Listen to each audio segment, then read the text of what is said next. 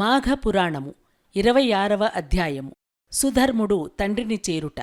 పాపమా బాలుని జాతకము ఎటువంటిదో గాని తన తల్లి అడవిలో పులిచే చంపబడినది. ఇప్పుడు పెంపుడు తల్లి అడవిలో విడిచిపెట్టి వెళ్ళిపోయినది. ఇక ఆ పిల్లవానిని దీనరక్షకుడగు శ్రీహరియే రక్షించాలి. ఆ రాత్రి బాలుడు ఏడ్చి ఏడ్చి అలిసి నిద్రపోయాడు. అక్కడొక తులసి మొక్క ఉన్నది. నిద్రలో బాలుని చెయ్యి తులసి చెట్టుపై పడినందున ఆ రాత్రి అతనికి ఏ అపాయమూ కలుగలేదు. పైగా దైవభక్తి కలిగెను. ఉదయమే లేచున్నప్పటికీ అడవిలో ఏకాంతముగానున్నందున భయపడి బిగ్గరగా ఏడ్చినాడు. ఆ రోదనకు పక్షులు, జంతువులు, మృగములు కూడా రోదన చేసి ఆ బాలునికి రక్షణగా ఉండి ఆహారము తెచ్చి ఇచ్చుచుండెడివి. ఆ బాలుడు అడవి జంతువులచే పెంచబడుతూ దినదినాభివృద్ధి చెందుతూ ఏ తులసి చెట్టు వద్ద నుండి పడి ఉండెనో ఆ మొక్కకు ప్రతినిత్యము పూజలు చేయుచూ కాలము గడుపుచుండెను.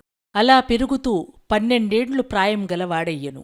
ప్రతిదినము తులసి పూజ, భగవన్నామ స్మరణ చేస్తూ నన్ను కాపాడుము తండ్రి, అనాథరక్షక అని ప్రార్థించుచూ ఒక్కొక్కప్పుడు విరక్తుడై ఛీ, ఎంత ప్రార్థించినా నా గతి ఇంతేనా, నేను బ్రతికి ఎందుకు అని దుఃఖించుచుండగా ఆకాశవాణి, ఓ బాలచంద్ర, నీవట్లు విచారింపకుము. ఈ సమీపముననే ఒక కోనేరు ఉన్నది. మాఘమాసము ప్రవేశించినది. అందుచే నీవా సరస్సులో స్నానము చేసిన ఎడల శ్రీమన్నారాయణుడు నీకు ప్రత్యక్షమగును అని పలికిన మాటలు ఆకాశము నుండి వినిపించినవి. వెంటనే ఆ రాజకుమారుడు సరోవరమున వెళ్లి మాఘమాస స్నానము చేసి శ్రీహరిని స్తుతించెను. ఆ బాలుని నిష్కలంక భక్తికి, నిర్మల హృదయానికి లక్ష్మీనారాయణులు ప్రత్యక్షమై అతనిని దీవించి, బాలక, నీకేమి కావలేనో కోరుకొనుము అని అనగా, ప్రభూ, నాకు తండ్రి ఎవరో తల్లి ఎవరో తెలియదు. నాకు ఆలనా పాలనా చేయువారైననూ లేరు. పుట్టినది మొదలు కష్టములే తప్ప సుఖమన్నది ఎరుగను. ఈ వనచర్రములే నన్ను రక్షించి పోషించుచున్నది. కాన మీ సన్నిధానమునకు నన్ను తీసుకుని పొండు, మరేమీ ఒక్కరలేదు అని ప్రార్థించెను.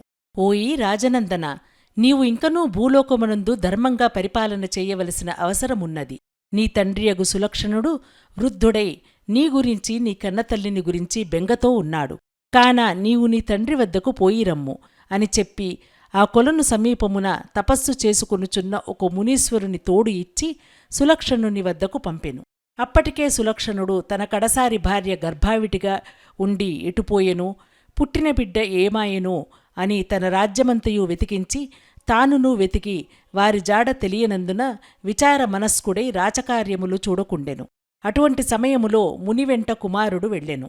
రాజుతో ముని ఆ బాలుని జన్మవృత్తాంతము తెలియజేయుసరికి సులక్షణ మహారాజు అమితానందభరితుడై బాలుని కౌగిలించుకుని మునీశ్వరునికు మర్యాదలు చేసి కుమారునికి సుధర్ముడు అని పేరు పెట్టి పట్టాభిషేకము చేసెను. విన్నారుగా, మరి ఆలస్యమెందుకు?